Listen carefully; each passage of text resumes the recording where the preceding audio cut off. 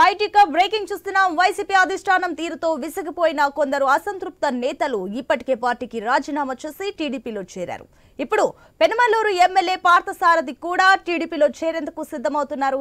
పార్థసారథితో ఇప్పటికే వైసీపీ పెద్దలు 3 సార్లు చర్చలు జరిపారు. అయినా చర్చలు విఫలం కావడంతో ఆయన వైసీపీని వీడి టీడీపీలో చేరాలని నిర్ణయించుకున్నారు.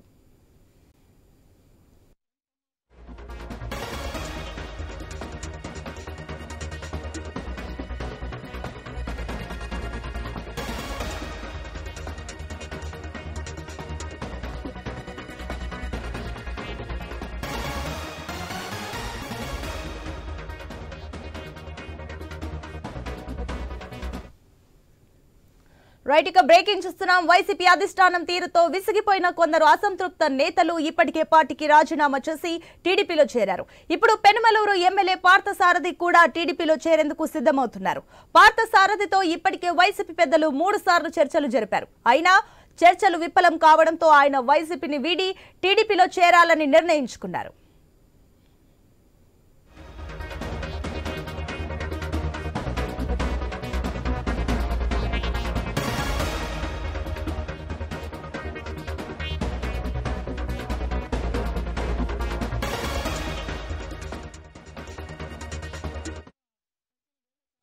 రైట్ ఇక వైసీపీ అధిష్టానం తీరుతో విసిగిపోయిన కొందరు అసంతృప్త నేతలు ఇప్పటికే పార్టీకి రాజీనామా చేసి టీడీపీలో చేరారు. ఇప్పుడు పెనమలూరు ఎమ్మెల్యే పార్థసారథి కూడా టీడీపీలో చేరేందుకు సిద్ధమవుతున్నారు.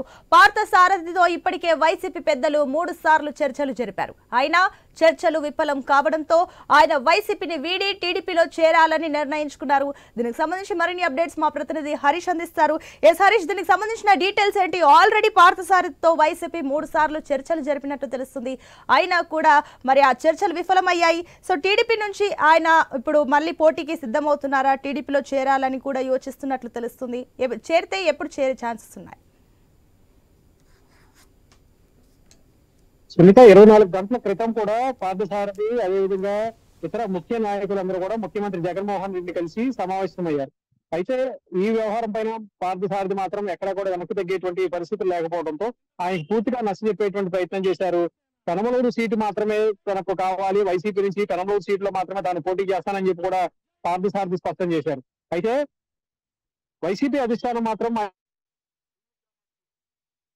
సమ్మతించలేదు. దీంతో ఆయన తీవ్ర మనస్తాపానికి గురయ్యారు. గత కొద్ది రోజులుగా అజ్ఞాతం కూడా వెళ్ళినటువంటి సిచ్యువేషన్ ఉంది. ఇప్పుడు ఇటీవల కాలంలో 24 గంటల క్రితం కూడా పార్థసారథిని క్యాంపు కార్యాలయాన్ని తీసుకొచ్చారు.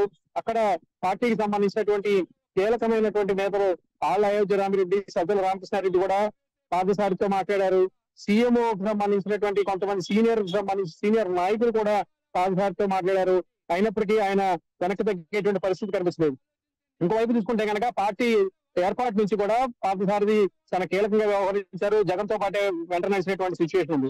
ఇప్పుడు ఆయన తెలుగుదేశం పార్టీకి టచ్ వెళ్ళేటువంటి పరిస్థితులు ఏర్పడినాయి. ప్రధానంగా పెనమలూరు సీటుకి సంబంధించినటువంటి అంశం పైన, పెనమలూరు సీటుకి సంబంధించినటువంటి డిమాండ్ పైన పార్థసారథి ముందుకు వెళ్తున్నటువంటి సిచ్యువేషన్ ఉంది. అందులో భాగంగానే ఆయనకి టీడీపీ నుంచి కూడా గతంలోనే రెండు సంవత్సరాల క్రితమే ఆయన టీడీపీకి టచ్ లోకి వెళ్తారన్నటువంటి ఒక ప్రచారం కూడా జరిగింది.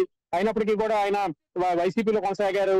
ఇప్పుడు సీటు సర్దుబాటు వ్యవహారం తెర మీద కూడా రావడం, స్వయంగా అధినేత జగన్ పెనమలూరు సీటుకి పార్థసారథి కాదు అని చెప్పి ప్రకటిస్తున్నటువంటి నేపథ్యంలో పార్థసారథి తీవ్ర అసంతృప్తి వ్యక్తం చేశారు. అందులో భాగంగానే ఆయన 2-3 దఫాలుగా చర్చలు జరిగినప్పటికీ కూడా ఉపయోగం లేకుండా పోయింది. టీడీపీకి చర్చలోకి వెళ్ళినటువంటి పరిస్థితి మనకి కనిపిస్తుంది. సునీత, జగనే కలిసినా కూడా పార్థసారథిని ఇక్కడ చూసుకున్నట్లయితే ఆయన అసంతృప్తిలోనే ఉన్నారు. అసలు ఆయన అసంతృప్తికి గల కారణాలు ఏమై ఉంటాయంటారు? పార్థసారథికి సంబంధించినంత వరకు గతంలో మంత్రివర్గ విస్తరణకు సంబంధించిన సమయంలోనే పార్థసారథి తీవ్ర ఆవేదన వ్యక్తం చేశారు. 2వ దఫా జరిగినటువంటి మంత్రివర్గ విస్తరణలో బీసీ కోటా నుంచి, యాదవ సామాజిక వర్గం నుంచి పార్థసారథికి సీటు వస్తుందని చెప్పి ఆశించారు. అయితే ఆఖరి నిమిషంలో బీసీ సామాజిక వర్గంలో ఉన్నటువంటి గౌడ సామాజిక వర్గానికి సంబంధించినంత వరకు జోగి రమేష్ కు మంత్రి పదవిని అప్పగించారు. అయితే ఒకే జిల్లాకి సంబంధించి ఇవ్వాల్సినటువంటి మంత్రి పదవి 2 కావడంతో కేవలం జోగి రమేష్ కు మాత్రమే అధినేత మొగ్గు చూపారు. ఆయనకి మంత్రి పదవి అప్పచెప్పారు.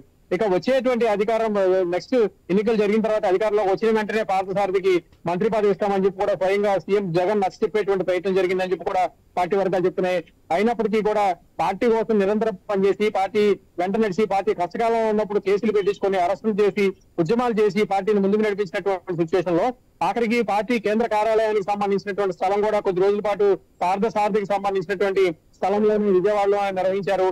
అయినప్పటికీ కూడా పార్టీకి అంత కష్టపడినప్పటికీ కూడా మంత్రివర్గంలో చోటు లభించకపోవడం, ఇప్పుడు సీటుకు సంబంధించినటువంటి అంశం పైన కూడా అధినేత నుండి స్పష్టమైనటువంటి క్లారిటీ లేకపోవడం ఆయన మనస్తాపానికి గురైనట్టుగా సమాచారం అందుతుంది. సునీత, ఇప్పుడు హరీష్ టీడీపీలో చేరడానికి పార్థసారథి సిద్ధంగా ఉన్నట్లు తెలుస్తుంది. అంటే ఈయన వైసీపీలో డిమాండ్ చేసిన ఈ డిమాండ్లు టీడీపీలో నెరవేరనున్నాయా? అంటే మంత్రివర్గంలో ఆయనకు చోటు దక్కనుందా? దీనికి సంబంధించిన డీటెయిల్స్ ఏంటి? వాస్తవంగా అయితే పెనమలూరు సీటుకి అటు తెలుగుదేశం పార్టీ నుంచి బోడే ప్రసాద్ ఇప్పటికే లైన్ లో ఉన్నారు. ఆయన గతంలో కూడా శాసనసభ్యుడిగా పనిచేశారు. పార్టీని వెంట పెట్టుకుని ఉన్నటువంటి సిచ్యువేషన్ ఉంది. ఇప్పుడు అక్కడే సీటు కావాలంటే కనుక బోడే ప్రసాద్ అంశంగా మారింది.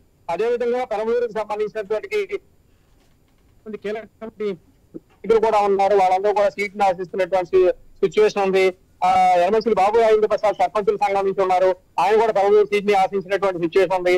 అయితే ఇప్పుడు ఈ సామాజిక వర్గాల సమీకరణ అంతా కూడా తెర మీదకి వచ్చినటువంటి నేపథ్యంలో పెనమలూరు సీటు అయితే పార్థసారథికి ఇచ్చే అవకాశం ఉందా లేదా అన్నది ఇంతవరకు టీడీపీ నుంచి క్లారిటీ వచ్చినా రాకపోయినా నూజివీడు నుంచి మాత్రం పార్థసారథికి టీడీపీ నుంచి స్పష్టంగా సీట్ ఇచ్చేటువంటి అవకాశం కనిపిస్తుందని చెప్పి కూడా పార్టీ వర్గాల నుంచి సమాచారం అందుతుంది.